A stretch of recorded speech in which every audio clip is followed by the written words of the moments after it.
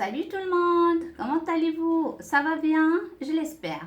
Mes chers, toujours dans notre série La lecture des histoires, ça aide à apprendre le français.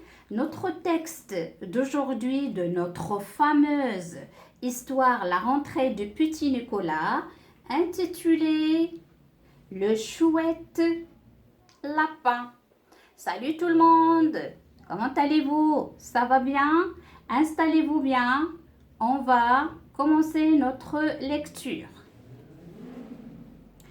Le chouette lapin. C'était drôlement chouette à l'école aujourd'hui. Comme nous avions été très sages pendant presque toute la semaine, la maîtresse a apporté de la pâte à modeler. Elle nous en a donné un peu à chacun. Et elle nous a appris à faire un petit lapin avec de grandes oreilles. Mon lapin, c'était le meilleur lapin de la classe. C'est la maîtresse qui l'a dit. Agnon n'était pas content et il disait que ce n'était pas juste, que son lapin était aussi bien que le mien, que j'avais copié. Mais bien sûr, ce n'était pas vrai. Ce qu'il y a avec Agnon, c'est que comme il est le premier de la classe et le chouchou de la maîtresse, il n'aime pas quand quelqu'un d'autre se fait féliciter à sa place. Et pendant qu'Agnon pleurait, la maîtresse a puni les copains parce qu'au lieu de faire des lapins, il se battait avec la pâte à modeler. Alceste, il ne se battait pas, mais il n'avait pas voulu faire de lapin. Il avait goûté à la pâte à modeler et ça ne lui avait pas plu. Et la maîtresse a dit que c'était bien la dernière fois qu'elle essayait de nous faire plaisir. Ça a été vraiment une chouette classe. Je suis rentrée à la maison drôlement content avec mon lapin dans la main pour qu'il ne soit pas aplati dans mon cartable. Je suis entrée en courant dans la cuisine et j'ai crié « Regarde, maman !» Maman a poussé un cri et elle s'est retournée d'un coup. « Nicolas !» Elle a dit maman, combien de fois faut-il que je te demande de ne pas entrer dans la cuisine comme un sauvage? Alors moi, j'ai montré mon lapin à maman.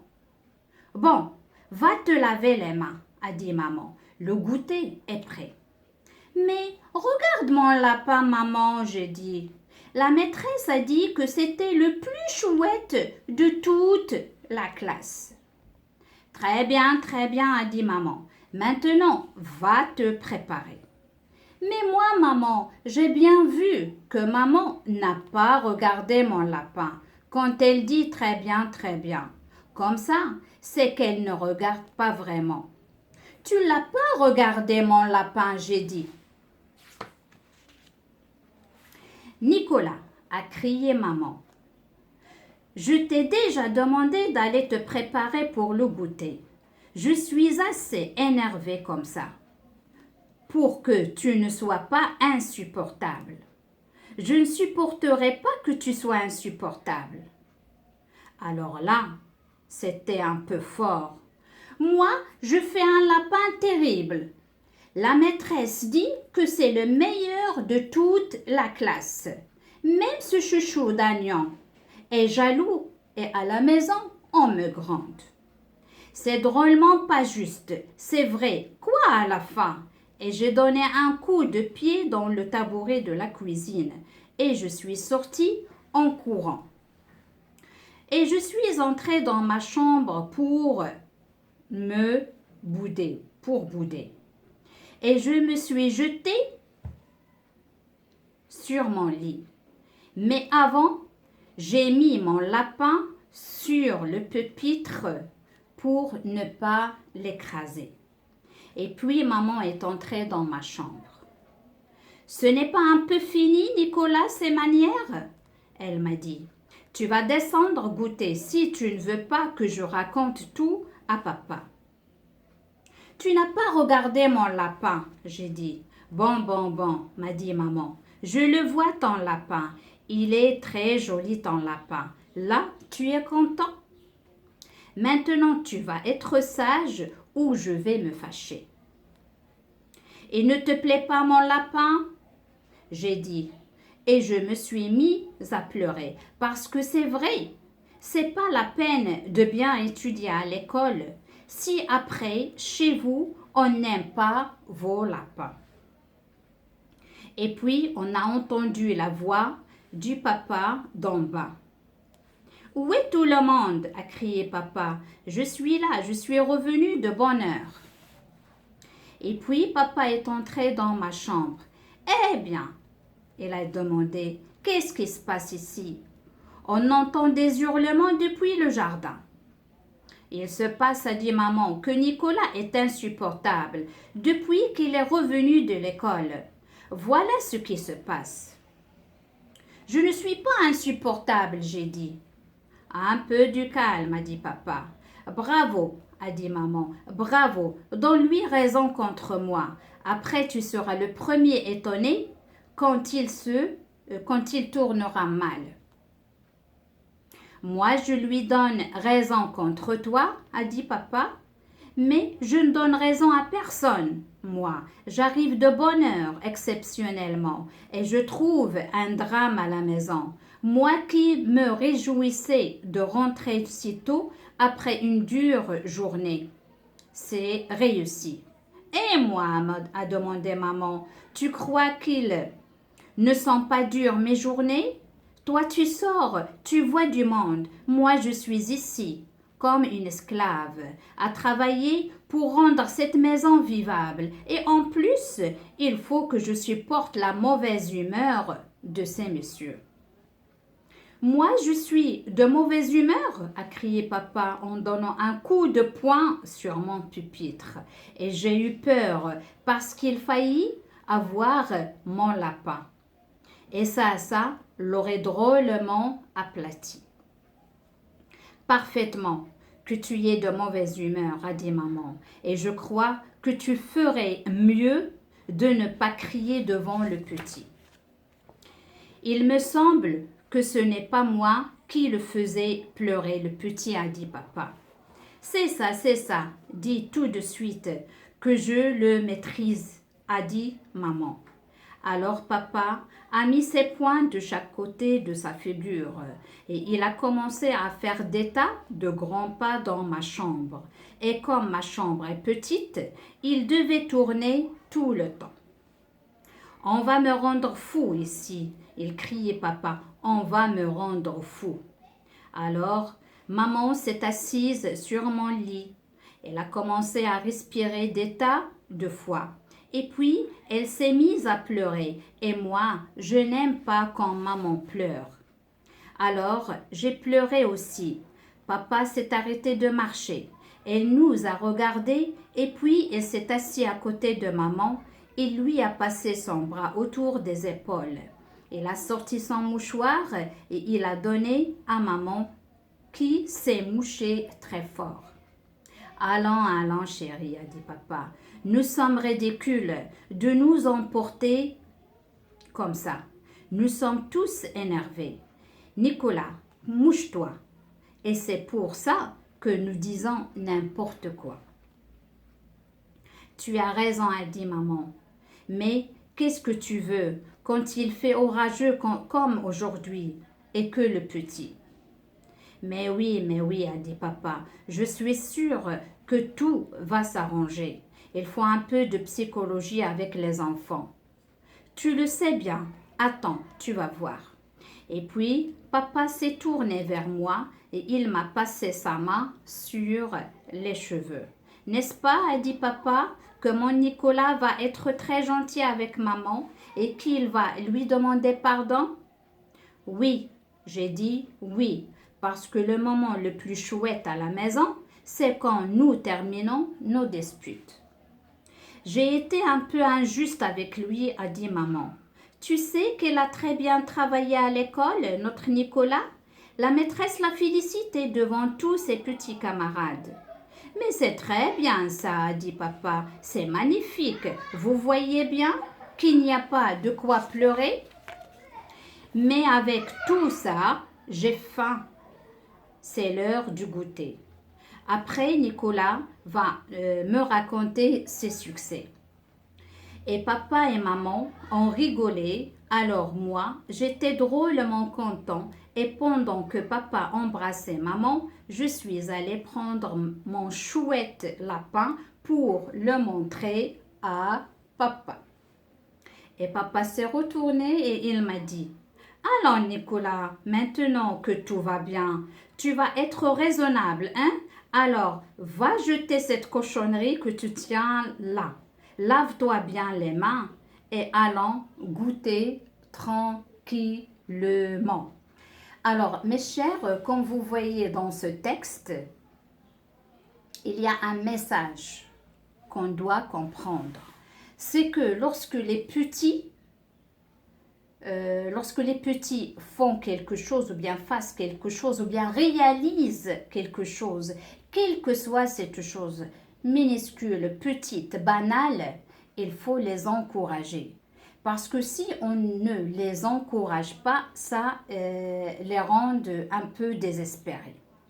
Alors, notre texte, il parle de Nicolas. C'est pour la première fois que sa maîtresse le félicite ou bien l'encourage devant ses camarades ou bien devant ses copains de classe. Pourquoi? Parce qu'il a réalisé ou bien il a fait un petit lapin avec de la pâte à modeler.